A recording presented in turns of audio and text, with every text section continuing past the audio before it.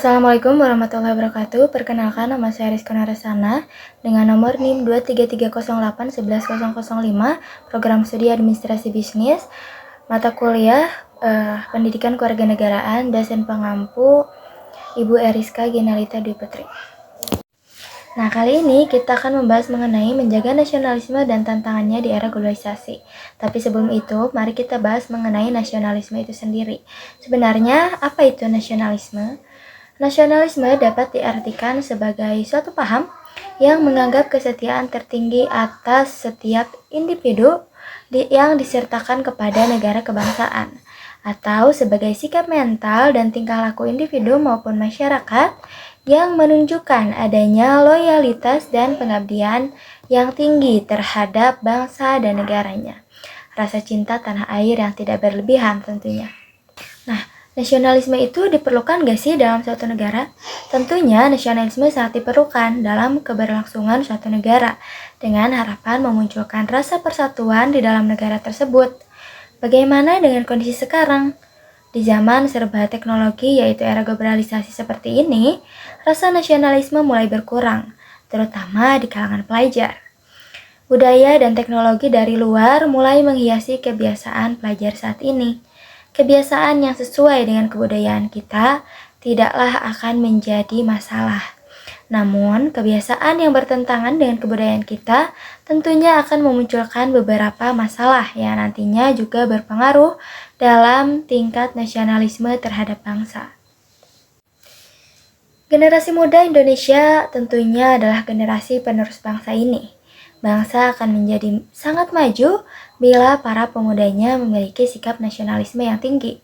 Namun, dengan perkembangan zaman yang semakin maju, malah menyebabkan semakin memudarnya rasa nasionalisme dikarenakan adanya pengaruh barat yang sedang melanda generasi muda di Indonesia.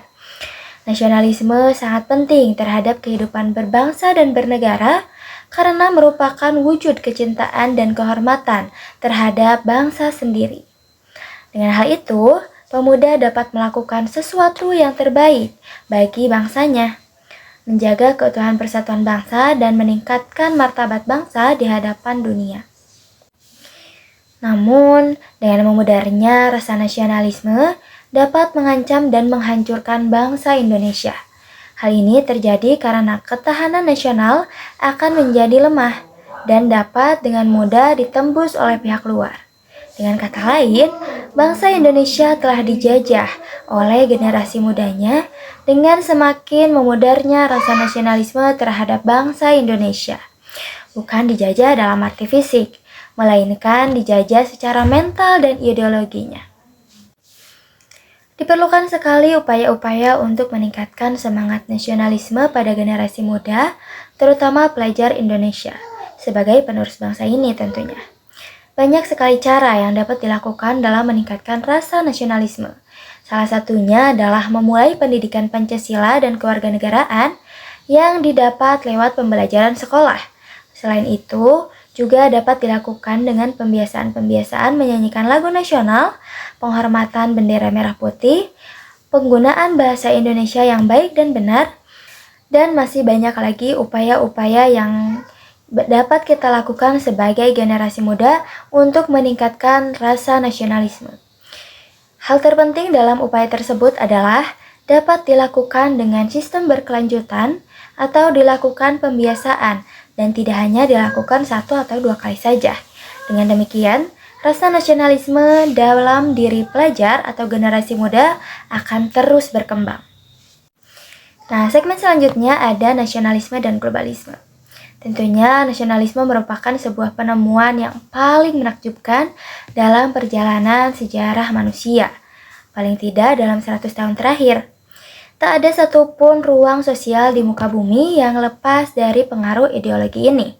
Tanpa nasionalisme, lajur sejarah manusia akan berbeda sama sekali. Berakhirnya Perang Dingin dan semakin merebaknya gagasan dan budaya globalisme pada dekade 1990-an hingga sekarang. Khususnya dengan adanya teknologi komunikasi dan informasi yang berkembang dengan sangat akseleratif. Tidak dengan serta-merta membawa lagu kematian bagi nasionalisme. Nah, justru sebaliknya, narasi-narasi nasionalisme menjadi semakin intensif dalam berbagai interaksi dan transaksi sosial, politik, dan ekonomi internasional, baik di kalangan negara maju seperti Amerika Serikat, Jerman, dan Prancis, maupun di kalangan negara dunia ketiga seperti India, Cina, Brazil, dan Indonesia. Perkembangan nasionalisme sebagai sebuah konsep yang mempresentasikan sebuah politik bagaimanapun jauh lebih kompleks dari transformasi semantik yang mewakilinya. Begitu rumitnya pemahaman tentang nasionalisme membuat ilmuwan Max Weber nyaris frustasi ketika harus memberikan penjelasan sosiologis tentang fenomena nasionalisme. Dalam sebuah artikel pendek yang ditulis pada 1948, Weber menunjukkan sikap pesimistik bahwa sebuah teori yang konsisten tentang nasionalisme dapat dibangun. Tidak adanya rujukan mapan yang dapat dijadikan pegangan dalam memahami nasionalisme dan hanya akan menghasilkan kesia-siaan. Adapun bentuk penjelasan tentang nasionalisme, baik itu dari dimensi kekerabatan biologis, entisitas, bahasa, maupun nilai-nilai budaya, menurut Weber hanya akan berujung pada pemahaman yang tidak komprehensif. Kekhawatiran Weber ini wajar, mengingat komitmennya terhadap epistemologi modernisme yang mencari pengetahuan universal. Walau tentu saja, para pemikiran mereka banyak mengilhami penjelasan tentang fenomena nasionalisme. Pesimisme Weber mungkin benar, namun itu tak berarti nasionalisme harus disikapi secara taken for granted dan diletakkan jauh-jauh dari telaah teoretis. Besarnya implikasi nasionalisme dalam berbagai dimensi sosial mengundang para sarjana mencoba memahami dan sekaligus mencermati secara kritis konsep bangsa dan kebangsaan. Seberapapun besarnya paradoks dan ambivalensi yang dikandungnya, tentu saja upaya memecahkan teka-teki nasionalisme tidak mudah diingat. Seperti yang dikatakan Weber, begitu beragam faktor yang membentuk bangunan nasionalisme ini. Andaikan nasionalisme sebuah gedung, setiap upaya mencari esensi nasionalisme berada di lantai yang berbeda-beda. Konsekuensinya, teorisasi nasionalisme sering bersifat partikular, tidak universal seperti yang diinginkan Weber. Namun, ini tidak menjadi masalah, khususnya dalam paradigma pasca modernisasi ketika pengetahuan tak lagi monolitik dan homogen. Beragamnya pandangan justru akan memperkaya pemahaman manusia akan fenomena di sekelilingnya. Perlu disadari bahwa dengan adanya globalisme, setidaknya membuat nasionalisme tidak semerbak ketika maraknya terbentuk negara bangsa pasca Perang Dunia Kedua. Hal ini bisa dipahami karena pola kehidupan manusia dalam berbagai aspek teraduk seolah menjadi satu. Tanpa terikat oleh batas-batas negara bangsa, peran dan efektivitas adanya negara bangsa mulai dipertanyakan. Sebab beberapa negara bangsa yang dicirikan oleh adanya teritorium, kontrol atas kekerasan, struktur kekuasaan dan legitimasi perlahan-lahan mulai kehilangan fungsinya. Tetapi ini semua tidak berarti habisnya riwayat nasionalisme. Karena justru di tengah-tengah universal global tersebut, banyak orang merindukan setelah adanya beberapa kecemasan para sejarawan maupun sosiolog mencermati perkembangan sosiobudaya sekarang ini. Nah, ada beberapa langkah agar kita bisa meningkatkan ke nasionalisme pada generasi muda. Armaidi Armawi dalam bukunya berjudul Nasionalisme dalam Dinamika Ketahanan Nasional menjelaskan bahwa nasionalisme adalah suatu pandangan hidup yang menyatakan bahwa kesetiaan atau loyalitas tertinggi seorang individu seharusnya dipersembahkan kepada bangsa dan negara.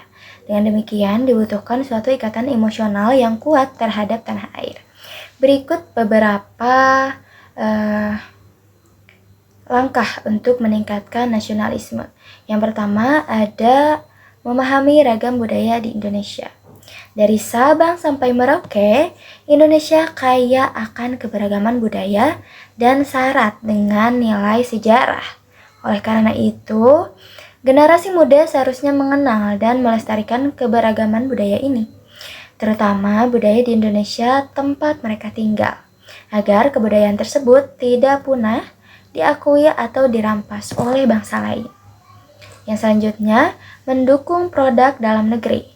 Produk dalam negeri memiliki kualitas yang tidak kalah dengan produk impor. Bahkan, produk dalam negeri cenderung memiliki kualitas yang lebih baik. Oleh karena itu, generasi muda harus mendukung dan menghargai produk dalam negeri, mendorong untuk lebih sering membeli produk lokal, dapat meningkatkan rasa percaya diri terhadap produk dalam negeri. Yang selanjutnya adalah mempelajari pendidikan kewarganegaraan. Pendidikan kewarganegaraan perlu menjadi bagian dari pembelajaran generasi muda agar mereka dapat menjadi warga negara yang baik. Ini melibatkan pemahaman tentang hukum dan tata kewarganegaraan yang dapat secara signifikan meningkatkan semangat nasionalisme dalam diri mereka. Pendidikan kewarganegaraan bukan hanya tanggung jawab sekolah, tapi juga keluarga dan masyarakat. Yang terakhir, mengunjungi museum sejarah. Di Indonesia, terdapat banyak sekali museum sejarah yang menyimpan berbagai kisah perjuangan dalam memperoleh dan mempertahankan kemerdekaan. Oleh karena itu, generasi muda seharusnya aktif mengunjungi museum-museum ini sebagai bentuk penghormatan kepada para pahlawan untuk mengambil teladan dari jasa mereka dan untuk menumpuk semangat nasionalisme tentunya. Nah, dari pembahasan yang sudah dipaparkan, kita bisa menarik kesimpulan bahwa nasionalisme Indonesia bukanlah nasionalisme sempit dan bukan pula suatu nasionalisme anakronis. Memang, pada saat ini banyak orang yang menganggap nasionalisme dan produk-produk turunannya seperti negara bangsa dikatakan sudah kuno. Namun, banyak pula yang melihat bahwa nasionalisme dan produk turunannya itu masih sangat relevan. Bahkan, sangat berguna untuk mempertahankan dan mengembangkan kehidupan suatu bangsa. Adanya dikotomi yang ekstrim antara tugas-tugas dan pengembangan kehidupan suatu bangsa, adanya dikotomi yang ekstrim antara tugas-tugas fenomena historis nasionalisme, modernisme, bahkan postmodernisme sebetulnya hanya akan menyesatkan, mengingat nasionalisme juga pada dasarnya merupakan visi masa depan. Menghadapi era globalisasi, bangsa Indonesia tidak boleh menganut paham post-nasionalisme.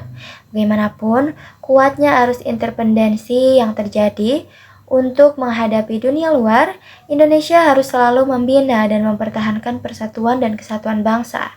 Sedangkan untuk membina dan mempertahankan nasionalisme bangsa Indonesia, persyaratan utama adalah kesiapan dan adanya kegigihan serta fleksibilitas dalam mengelaborasikan bentuk-bentuk nasionalisme yang lebih relevan dengan tantangan zaman. Apapun bentuk nasionalismenya harus disesuaikan dengan kondisi Indonesia yang pluralistik, disertai dengan penyelenggaraan pemerintah yang bersih, transparan, dan accountable. Mungkin segitu saja pemaparan dari materi kali ini. Semoga bermanfaat. Saya ucapkan terima kasih. Wassalamualaikum warahmatullahi wabarakatuh.